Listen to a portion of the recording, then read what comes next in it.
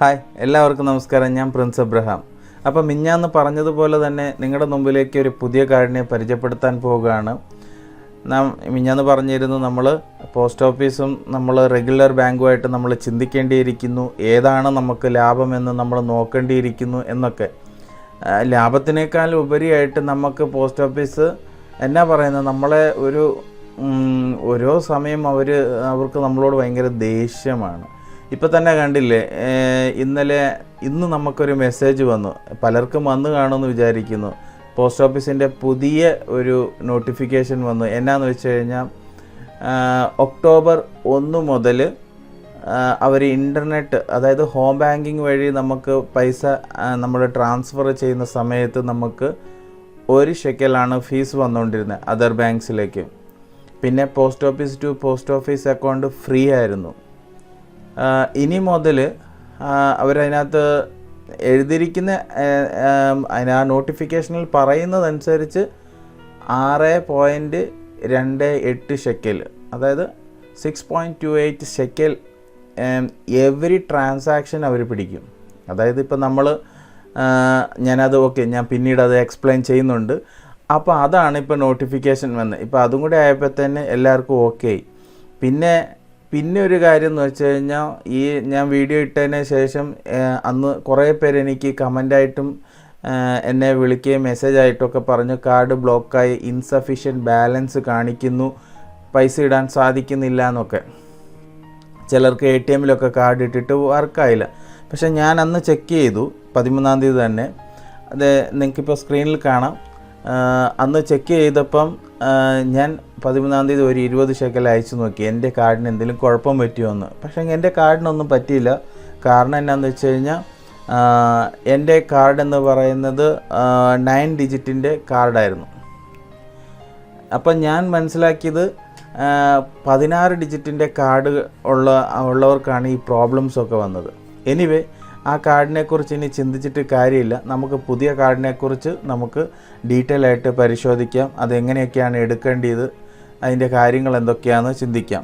അപ്പോൾ ഈ കാര്യം പറയുന്നതിന് മുമ്പ് ചിലർ കാർഡുകളെക്കുറിച്ച് കുറേ ഡൗട്ടുകൾ എന്നോട് ചോദിക്കുന്നുണ്ടായിരുന്നു. സാലറി അയക്കാൻ ഏതാണ് നല്ല കാർഡെന്നൊക്കെ. ഈ കാർഡ് പരിചയപ്പെടുന്നതിന് മുമ്പ് വരെ ഇസ്രാ കാർഡായിരുന്നു സാലറി അയക്കാൻ പറ്റുന്ന ഒരു കാർഡ്. ഇസ്രാ കാർഡ് മാത്രമല്ല, ഈ ജെറുസലേം ഭാഗത്ത് KSF കാർഡ് എന്ന് പറഞ്ഞുകൊണ്ടൊരു കാർഡ് ഉണ്ടായിരുന്നു. പിന്നെ ഇപ്പം പുതിയതായിട്ട് ഒരെണ്ണം വന്നിട്ടുണ്ട്, 019ൻ്റെ ഈസി വേയോ അങ്ങനെ കണ്ടൊരു പേരിൻ്റെയാണ്. പക്ഷേ അതൊക്കെ എന്ന് പറഞ്ഞു കഴിഞ്ഞാൽ ഒരു കാർഡിലേക്ക് സാലറി ട്രാൻസ്ഫർ ചെയ്ത് ഒരു ലിമിറ്റേഷൻ്റെ ഉള്ളിൽ അവർ പറയുന്ന, അവർക്ക് അതിൽ നിന്ന് എങ്ങോട്ടാണോ ട്രാൻസ്ഫർ ചെയ്യാൻ അവർ പറയുന്നത് അതിലേക്ക് മാത്രമേ സാധിക്കുകയുള്ളൂ. നമുക്ക് വേറെ എങ്ങോട്ടും പൈസ ട്രാൻസ്ഫർ ചെയ്യാൻ പറ്റത്തില്ല. പിന്നെ ട്രാൻസ്ഫർ ചെയ്യണമെന്നുണ്ടെങ്കിൽ അതേ കാർഡ് വേറെയുള്ള ഫ്രണ്ട്സുകൾക്ക് മാത്രം ഫ്രണ്ട്സ് ടു ഫ്രണ്ട്സ് അയക്കാൻ പറ്റും. പക്ഷേ ആ കാർഡ് ഉണ്ടായിരിക്കണം. അങ്ങനത്തെ പോരായ്മകൾ അതിനകത്തുണ്ട്. ഇതൊന്നുമില്ലാതെ നമുക്കൊരു ഫ്രീഡം ആയിട്ടുണ്ടായിരുന്ന ഒരു കാർഡ് ഇസ്രാ കാർഡായിരുന്നു. അപ്പോൾ പലരും ചോദിക്കും, എൻ്റെ കയ്യിൽ സ്മാർട്ട് കാർഡ് ഉണ്ടായിരുന്നു, അതും കൊണ്ടൊക്കെ അയക്കാൻ സാധിക്കത്തില്ലെന്ന് കുറേ പ്രാവശ്യം ചോദിച്ചായിരുന്നു. ഞാനതിന് അയക്കാൻ പറ്റും, പക്ഷേങ്കിൽ നമുക്കത് നഷ്ടമാണ്. എക്സാമ്പിൾ പറയുകയാണെന്നുണ്ടെങ്കിൽ 300 ഷെക്കൽ നമുക്ക് ആ കാർഡിലേക്ക് ലോഡ് ചെയ്യാൻ, ഇല്ലെങ്കിൽ റീചാർജ് ചെയ്യാൻ, ഇല്ലെങ്കിൽ അതിനകത്തേക്ക് പൈസ ഇടുമ്പോൾ നമുക്ക് 7 ഷെക്കൽ ഫീ ആണ് പോകുന്നത്. ഓക്കെ, അതേസമയം നമ്മളൊരു 6000 ഷെക്കൽ ആ കാർഡിലേക്ക് റീചാർജ് ചെയ്യുമ്പോൾ നമുക്ക് 150 ഷെക്കലോളം ഫീസ് പോകുന്നുണ്ട്. അപ്പോൾ പിന്നെ ആ കാർഡ് വെച്ചിട്ട് നമുക്ക് സാലറി അയക്കാൻ സാധിക്കത്തില്ല. ഇതാണ് കാർഡുകളെക്കുറിച്ച് പറയാനുള്ളത്. പിന്നെ ഈ റീ എൻട്രിക്ക് വേണ്ടിയിട്ട് ഏത് കാർഡാണ് ഉപയോഗിക്കേണ്ടതെന്ന് എല്ലാവരും ചോദിക്കും. പിന്നെ കുറേ പേര് തെറ്റിദ്ധാരണയുണ്ടെന്ന് തോന്നുന്നു. അതായത് ഇസ്രാ കാർഡ് ഇല്ലാതെ റീ എൻട്രി കിട്ടത്തില്ല, അങ്ങനെയൊന്നുമില്ല. റീ എൻട്രി അടിക്കാൻ വേണ്ടിയിട്ട് നമുക്ക് ആരുടെ കാർഡാണേലും പറ്റും. നമ്മുടെ എംപ്ലോയിയുടെ കാർഡാണേലും പറ്റും, നമ്മുടെ ഫ്രണ്ട്സിൻ്റെ കാർഡാണേലും പറ്റും. പക്ഷേ ഈ കാർഡ് ഷെക്കൽ ലോഡായിട്ടുണ്ടാകണം. ഡോളർ കാർഡ് പറ്റത്തില്ല. നമുക്ക് പോസ്റ്റ് ഓഫീസിൽ നിന്ന് കിട്ടുന്ന പച്ച കളറിൻ്റെ ഒരു USD സിമ്പിളുള്ള കാർഡ് പറ്റത്തില്ല. ഇനിയിപ്പോൾ മാസ്റ്റർ കാർഡിനകത്ത് തന്നെ, ഗ്രേ കളറിൻ്റെ കാർഡിനകത്ത് തന്നെ ചിലർ അതിനകത്ത് ഡോളർ കയറ്റിയിട്ടുണ്ടാവും, പിന്നെ ചിലർ യൂറോ കയറ്റിയിട്ടുണ്ടാവും. അങ്ങനെ അതിനകത്ത് ലോഡ് ചെയ്ത കാർഡാണെങ്കിലും പറ്റത്തില്ല. ഷെക്കേൽ കറൻസി തന്നെ ലോഡായിരിക്കുന്ന കാർഡ് മാത്രമേ ഉപയോഗിക്കാൻ പറ്റുള്ളൂ. അതുകൊണ്ട് തന്നെ നമുക്ക് റീ എൻട്രി കിസ്ര കാർഡ് ഉപയോഗിക്കാമായിരുന്നു, ഗ്രേ കളറിൻ്റെ സ്മാർട്ട് കാർഡ് ഉപയോഗിക്കാമായിരുന്നു, പിന്നെ നമുക്ക് നീമയുടെ വിസ കാർഡ് ഉപയോഗിക്കാമായിരുന്നു. അങ്ങനെ ഏത് കാർഡാണെങ്കിലും നമുക്ക് ഉപയോഗിക്കാമായിരുന്നു. ഇന്ന കാർഡ് തന്നെ വേണമെന്നൊന്നുമില്ല. ഓക്കെ, അപ്പോൾ ഇതൊക്കെയാണ് കുറച്ച് കാർഡുകളെക്കുറിച്ചുണ്ടായിരുന്ന സംശയങ്ങൾ. ഓക്കെ, ഇനി പിന്നെ ചിലരുടെ ഒരു ഡൗട്ടായിരുന്നു ഇത് വെച്ച് എന്തെങ്കിലും ചെയ്യാൻ പറ്റുമോ എന്ന്. ആക്ച്വലി ഇതിൻ്റെ ഒരു തെറ്റിദ്ധാരണയുണ്ട്. ഇതൊരു കാർഡല്ല, ഇതൊരു ATM കാർഡല്ല, ഇതിനകത്ത് പൈസ എടുക്കാനൊന്നും പറ്റത്തില്ല. ഇത് GMTയുടെ നമ്മുടെ ഡേറ്റ സ്റ്റോർ ചെയ്തിരിക്കുന്ന ഒരു കാർഡ് മാത്രമാണ്. അത് അവർക്ക് ഈസി ആകാനായിട്ടാണ്. നമ്മൾ എല്ലാ പ്രാവശ്യവും ഇതിൻ്റെ സെൻറ്ററിൻ്റെ മുമ്പിൽ ചെല്ലുമ്പോഴത്തേന് അവർക്ക് നമ്മുടെ ഡീറ്റെയിൽ എൻ്റർ ചെയ്യേണ്ടതായിട്ട് വരുന്നു. അതിന് പകരമായിട്ട് അവരൊരു മാഗ്നറ്റിക് സ്ട്രിപ്പുള്ള ഒരു കാർഡ് നമുക്ക് തന്നിരിക്കുന്നതാണ്. അതിനകത്ത് നമ്മുടെ എല്ലാ ഡീറ്റെയിലും എൻ്റർ ആയിട്ടുണ്ട്. അത്രയേ ഉള്ളൂ ആ കാർഡ്. അല്ലാതെ ആ കാർഡ് വെച്ച് പൈസ അയക്കാനൊന്നും പറ്റത്തില്ല. അപ്പോൾ കാർഡുകളെക്കുറിച്ച് വ്യക്തമായെന്ന് വിചാരിക്കുന്നു. ഇനി നമ്മുടെ വിഷയത്തിലേക്ക് വരാം. അപ്പോൾ നമ്മുടെ വിഷയം എന്ന് പറയുന്നത് നമ്മുടെ ബാങ്ക് അപ്പോയിൻമെൻറ്റിൻ്റെ കാർഡാണ്. അപ്പം ഞാനിത് പറഞ്ഞു ഓൾ ഇൻ വൺ സൊല്യൂഷൻ ആണെന്നും ഇൻ്റർനാഷണൽ നമുക്ക് ഉപയോഗിക്കാൻ പറ്റുന്ന കാർഡാണെന്നും പറഞ്ഞു. ഇനിയിപ്പോൾ ഈ കാർഡിനെ കുറിച്ച് നമുക്ക് അറിയുന്നതിൻ്റെ മുമ്പായിട്ട് നമുക്ക് ബാങ്ക് അപ്പോയിൻമെൻറ്റും പോസ്റ്റ് ഓഫീസും തമ്മിൽ നമുക്ക് കമ്പാരിഷൻ ഒന്ന് നോക്കാം. അതായത് ഇപ്പോൾ ബാങ്ക് അപ്പോയിൻമെൻറ്റ് ഈ കാർഡ് നമ്മൾ ബാങ്ക് അപ്പോയിൻമെൻറ്റിൻ്റെ കാർഡാണ്. അപ്പോൾ നമ്മൾ ബാങ്ക് അപ്പോയിൻമെൻറ്റിൽ ഒരു അക്കൗണ്ട് ഓപ്പൺ ആക്കുന്നതിന് മുമ്പായിട്ട് നമ്മൾ അറിഞ്ഞിരിക്കേണ്ട ചില കാര്യങ്ങളുണ്ട്. അതായത് നമ്മുടെ ബാങ്ക് അപ്പോയിൻമെൻറ്റിൽ ക്യാഷ് ഡെപ്പോസിറ്റ് ചെയ്യുന്നതിന് ഡയറക്റ്റ് ചാനൽ വഴി നമുക്ക് 1.35 ഷെക്കലാണ് പോകുന്നത്. അതേപോലെ തന്നെ നമ്മൾ ബാങ്കിൽ ചെന്നിട്ട് നേരിട്ട് നമ്മൾ ക്യാഷ് ഡെപ്പോസിറ്റ് ചെയ്യുകയോ ക്യാഷ് വിഡ്രോ ചെയ്യുകയോ എന്ത് ചെയ്താലും അവിടെ 6.5 ആണ്. അതുപോലെ തന്നെ നമ്മൾ നെറ്റ് ബാങ്കിങ് വഴി എന്ത് ചെയ്താലും 1.35 ഷെക്കലാണ് ഫീ വരുന്നത്. ഓക്കെ, പിന്നെ ഈ ഡെബിറ്റ് കാർഡിൻ്റെ മന്ത്ലി ഫീ എന്ന് പറയുന്നത് 8 ഷെക്കലാണ്. ഓക്കെ, പിന്നെ അക്കൗണ്ട് മെയിൻ്റെനൻസ് മന്ത്ലി ഫീ വരുന്നത് 13 ഷെക്കലാണെന്നാണ് ഞാൻ അത് സ്റ്റഡി ചെയ്തപ്പോൾ മനസ്സിലായത്. പക്ഷേങ്കിൽ നമ്മുടെ ഒരു സുഹൃത്ത് ഈയിടെ പോയിട്ട് ഞാൻ പറഞ്ഞിരുന്നല്ലോ, നമ്മുടെ ഒരു ഫ്രണ്ട് ഈ ബാങ്ക് അപ്പോയിൻമെൻറ്റിൽ അക്കൗണ്ട് തുടങ്ങിയപ്പോൾ അവർ പറഞ്ഞത് എന്നാന്ന് വെച്ച് കഴിഞ്ഞാൽ, ഞങ്ങൾ നിങ്ങളുടെ അക്കൗണ്ടിൽ നിന്ന് മാസം പിടിക്കുന്നത് ഈ കാർഡിൻ്റെ പൈസ മാത്രമാണ് പിടിക്കുന്നത്, പിന്നെ നിങ്ങൾ അതിനകത്ത് ഓപ്പറേറ്റ് ചെയ്യുന്നതിനനുസരിച്ച് ഫീസ് വരും, അതാണ് ഞങ്ങൾ പിടിക്കുന്നതെന്നാണ് പറഞ്ഞത്. മന്ത്ലി ഫീയെക്കുറിച്ച് അവർ പറഞ്ഞില്ല. പക്ഷേങ്കിൽ ഞാൻ കുറച്ച് അതിനെക്കുറിച്ച് തിരക്കി നോക്കിയപ്പോൾ എനിക്ക് മനസ്സിലായത് ഏകദേശം മന്ത്ലി ഫീ 10 to 13 ഷെക്കൽ വരാൻ സാധ്യതയുണ്ടെന്നാണ്. ഏതായാലും ഇതിൻ്റെ ക്ലാരിറ്റി ഞാനൊരു അക്കൗണ്ട് എടുത്തു കഴിഞ്ഞിട്ട് ഒരു മന്ത് കഴിയുമ്പം എന്തൊക്കെ ചിലവാകും എന്നുള്ളത് ഞാൻ കൃത്യമായിട്ട് നിങ്ങളെ അറിയിക്കുന്നതായിരിക്കും. അപ്പം നമുക്ക് വീണ്ടും നമ്മുടെ പോസ്റ്റ് ഓഫീസിൻ്റെ നമ്മുടെ ഡിഫറൻസ് നോക്കാം. പോസ്റ്റ് ഓഫീസിൽ ഇന്ന് വന്ന നോട്ടിഫിക്കേഷൻ അനുസരിച്ച് ക്യാഷ് ഡെപ്പോസിറ്റ് ചെയ്യുന്നതിനും ട്രാൻസ്ഫർ ചെയ്യുന്നതിനും എല്ലാത്തിനും പോസ്റ്റ് ഓഫീസിൽ നമ്മൾ പോയി നേരിട്ട് ചെയ്യുകയാണെന്നുണ്ടെങ്കിൽ 6.28 ഷെക്കലും, അതുപോലെ തന്നെ നമ്മൾ നെറ്റ് ബാങ്കിങ് വഴി അല്ലെങ്കിൽ ഹോം ബാങ്കിങ് വഴി ചെയ്യുന്നതിന് 6.28. ഇതെല്ലാം ഒന്നായിപ്പോൾ. പിന്നെ നമ്മുടെ ഇസ്ര കാർഡിന് മന്ത്ലി ഫീ ഉണ്ടായിരുന്നത് 7.50 ആണ്. പിന്നെ മന്ത്ലി മെയിൻ്റെനൻസ് ഫീ എന്ന് പറയുന്നത് പോസ്റ്റ് ഓഫീസിൽ ഒരു 2 ഷെക്കൽ, കാരണം നിങ്ങൾ കണ്ടിട്ടുണ്ടാവും വാറ്റ് അത് ഇതെന്ന് പറഞ്ഞുകൊണ്ട് ഒരു 2 ഷെക്കലോളം പോകും. ചിലർക്കത് 1 ഷെക്കലൊക്കെ ആയിരിക്കാം. പക്ഷേങ്കിൽ ഞാനിവിടെ വേറെ ഒരു ഇത് കൂട്ടിയിട്ടില്ല. അതായത് SMS-ൻ്റെ ചാർജ് കൂട്ടിയിട്ടില്ല, വേറെ നോൺ സെൽഫ് ഡെപ്പോസിറ്റ് കൂട്ടിയിട്ടില്ല. കാരണം അതൊക്കെ കൂട്ടാതിരിക്കുന്ന എന്തിനാന്ന് വെച്ച് കഴിഞ്ഞാൽ അത് ഓപ്ഷണലാണ്. SMS എനിക്കില്ലായിരുന്നു, അതുകൊണ്ട് എനിക്ക് ആ പൈസ കട്ടാകുന്നില്ലായിരുന്നു. പലർക്കും SMS ചിലർ അത് ആക്റ്റീവ് ആക്കിയിട്ടില്ലായിരുന്നു, അതുകൊണ്ട് അവർക്ക് ആ പൈസ പോകാറില്ല. പിന്നെ നോൺ സെൽഫ് ഡെപ്പോസിറ്റ് നമ്മുടെ അക്കൗണ്ടിലേക്ക് അങ്ങനെ ആരെങ്കിലും പൈസ ഇട്ടാൽ മാത്രമാണ് ആ പൈസ പിടിക്കാറുള്ളത്. ഇനിയിപ്പം എല്ലാത്തിനും കൂടി അവർ 6.28 ആണ് പിടിക്കുന്നത്. അപ്പം ഇതാണ് ഡിഫറൻസ് എന്ന് പറയുന്നത്. ബാങ്ക് ഹപ്പോലിയമിൽ നമുക്ക് ഇങ്ങനെ നോക്കുമ്പോൾ നമുക്ക് ഇതിൻ്റെ ഒരു എന്നാ പറയുന്നത്, ഒരു മന്ത്ലി നമുക്ക് എത്ര വരും കമ്പാരിഷൻ നമുക്കൊന്ന് നോക്കാം. അതായത് ഓക്കെ, അപ്പം ഹപ്പോലിയമിൽ നമുക്ക് മന്ത്ലി നമുക്ക് വരുന്നത് ഏകദേശം ഇതിപ്പോൾ 3 ട്രാൻസ്ഫറിൻ്റെയാണ്. ആക്ച്വലി ഒരു സിംഗിൾ ട്രാൻസ്ഫർ നടക്കുകയാണെന്നുണ്ടെങ്കിൽ ഹപ്പോലിയമിൽ ഒരു ഏകദേശം 21 ഷെക്കലോളം നമുക്ക് ഫീസ് വരും മന്ത്ലി. പോസ്റ്റ് ഓഫീസിൽ നമുക്ക് 16 ഷെക്കലോളം വരും. അതേസമയം നമുക്കൊരു 3 ട്രാൻസാക്ഷൻ നടക്കുകയാണ്. അപ്പോൾ നമ്മുടെ സാലറി ഏതെങ്കിലും നമ്മൾ നീമയിലേക്ക് അയക്കുമ്പോൾ നമുക്ക് വരുന്ന ഫീ എന്ന് പറയുന്നത് ഹപ്പോലിയമിലാണെങ്കിൽ 1.35 ഷെക്കലാണ്. അതുപോലെ തന്നെ നമ്മളിപ്പോൾ ഒരു മൊബൈൽ റീചാർജിന് നമ്മുടെ സുഹൃത്തിന് പൈസ ഇട്ട് കൊടുക്കുമ്പോൾ 1.35, അതേപോലെ ചിട്ടി പൈസ ഇട്ട് കൊടുക്കുമ്പോൾ 1.35.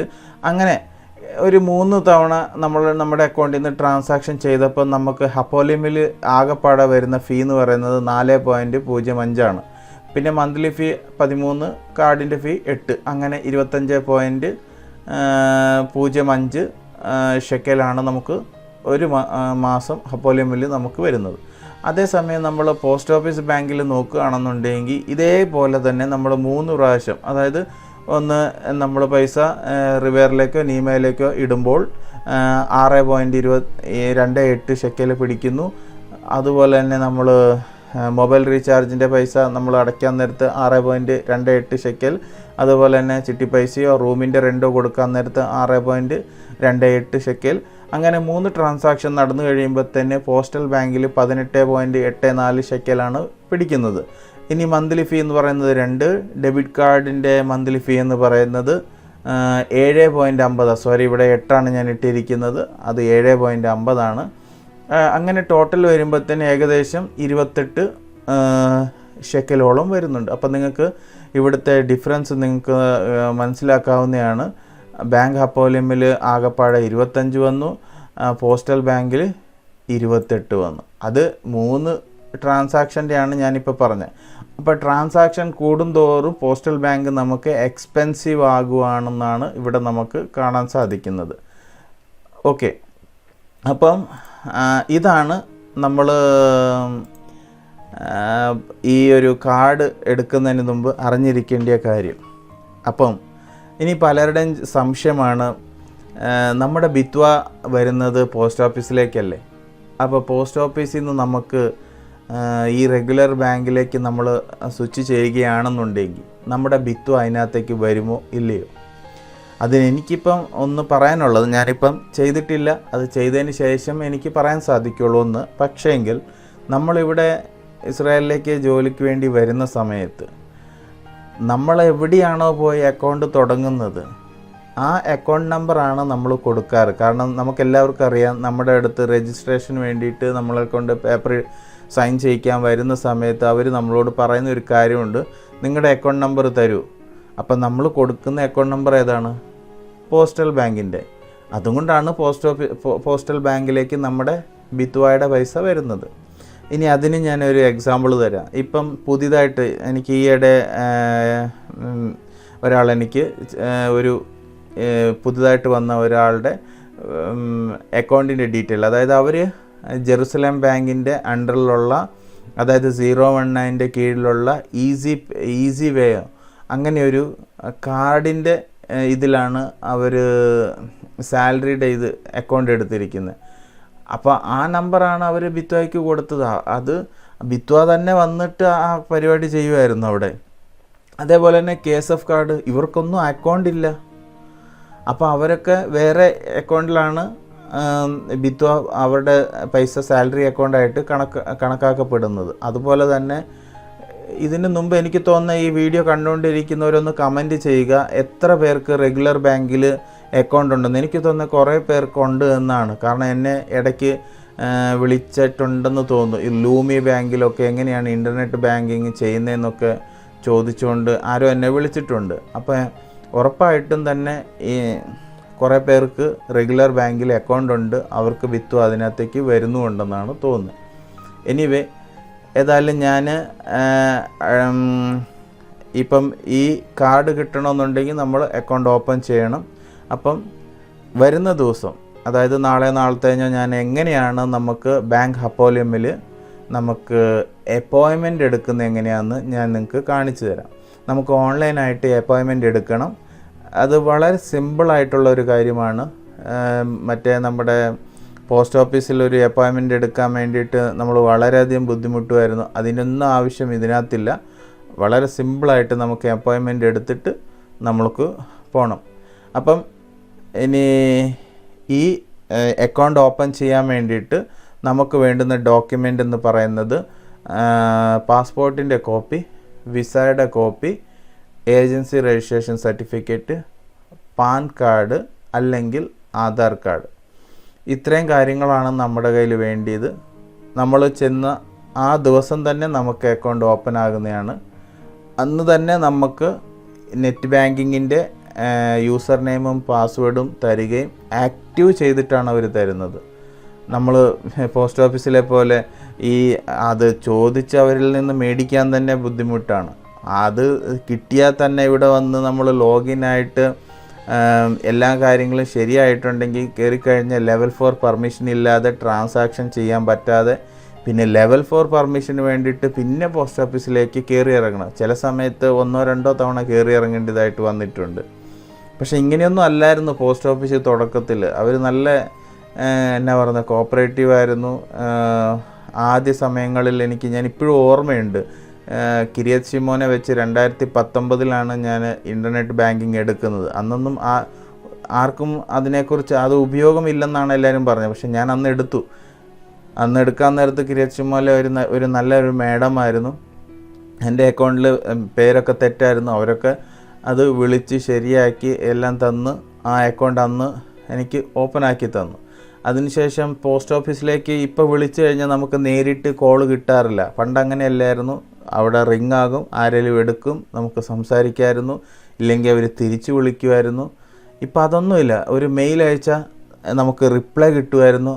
അന്നില്ലെങ്കിൽ പിറ്റേ ദിവസം തന്നെ റിപ്ലൈ കിട്ടുമായിരുന്നു. ഇന്നിപ്പം പോസ്റ്റ് ഓഫീസിലേക്ക് മെയിൽ അയച്ചാൽ പോലും റിപ്ലൈ ഇല്ല.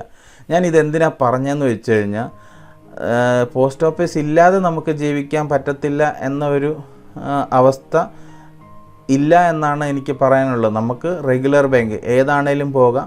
ഞാൻ ബാങ്ക് ഹപ്പോലിയമിനെ ഇവിടെ തിരഞ്ഞെടുക്കാൻ കാരണം ഞാൻ പറഞ്ഞിരുന്നു, ലൂമിയിൽ ഞാൻ ആദ്യമേ അപ്രോച്ച് ചെയ്തു. കാരണം ലൂമിയിലാണ് ഇച്ചിരി ഫീ കുറവുള്ളത്. പക്ഷേങ്കിൽ അവർക്ക് നമ്മളോട് അവരുടെ പ്രോസസ്സിങ് സ്ലോ ആണ്. ഒന്നാമത് ഞാൻ ഒരാഴ്ച അതിനുവേണ്ടി പരിശ്രമിച്ചു. രണ്ടാമത്തെ ആഴ്ചയും ഞാൻ വിളിച്ചു, റെസ്പോൺസ് കിട്ടിയില്ല. അപ്പോഴാണ് ലൂമിയിൽ ഒരു ഫ്രണ്ട് പോയി അക്കൗണ്ട് എടുക്കുന്നതും ആ ഫ്രണ്ടിന് വേണ്ടിയിട്ട് ഞാൻ ഇൻ്റർനെറ്റ് ബാങ്കിങ്ങും ഇതെല്ലാം ചെയ്യുന്നതും. അങ്ങനെയാണ് അതിൻ്റെ എല്ലാ കാര്യങ്ങളും അറിയാൻ സാധിച്ചത്. അപ്പം പിന്നെ ബാങ്ക് ഹപ്പോലിയമിലേക്ക് തന്നെ സ്വിച്ച് ചെയ്യാമെന്ന് വിചാരിച്ചു. ഓക്കെ, അപ്പം ഞാനിങ്ങനെ പറഞ്ഞ് ദീർഘിപ്പിക്കുന്നില്ല. അപ്പം നാളെ നമ്മുടെ എങ്ങനെ അപ്പോയിൻമെൻറ്റ് എടുക്കുന്നെന്നുള്ള വീഡിയോ കാണാനായിട്ട് എല്ലാവരും വരില്ലേ? ഓക്കെ, അപ്പോൾ നമുക്ക് അപ്പോയിൻമെൻറ്റ് എടുക്കുന്ന വീഡിയോയുമായിട്ട് ഞാൻ അടുത്ത് വരുന്നതാണ്. അപ്പോൾ എല്ലാവരും സപ്പോർട്ട് ചെയ്യുക, ലൈക്ക് ചെയ്യുക, കമൻ്റ് ഇടുക. പിന്നെ അപ്പം ആരും മറക്കല്ലേ, വീഡിയോ കാണുന്നവർ റെഗുലർ ബാങ്കിൽ ഇതുവരെ ആർക്കൊക്കെ അക്കൗണ്ട് ഉണ്ട് എങ്കിൽ അവരൊന്ന് കമൻറ്റ് ചെയ്യുന്നത് നല്ലതായിരിക്കും. അപ്പോൾ എല്ലാവർക്കും ഒരു ധൈര്യമാകുമല്ലോ. ഓക്കെ, അപ്പം അടുത്ത വീഡിയോ ആയിട്ട് ഉടനെ കാണാം. Bye bye.